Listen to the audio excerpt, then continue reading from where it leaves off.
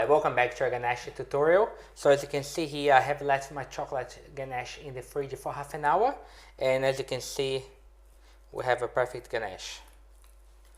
So now you can technically use, or if you want, what you can do is you can actually put back in the fridge and then you can melt again tomorrow and use. Always remember when you're reheating your ganache, especially for the white one, be careful not to overcook. With the white chocolate compound, the compound one, it's much more easy to make the ganache and doesn't split very easy. It's very hard to split the compound, but the coverage is quite fragile and it can split very easy. So keep that in mind.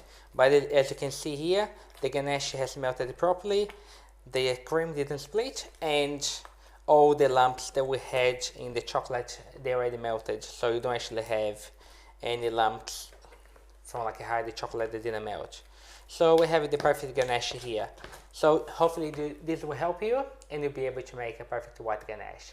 Thanks for watching and I'll see you next. Thank you.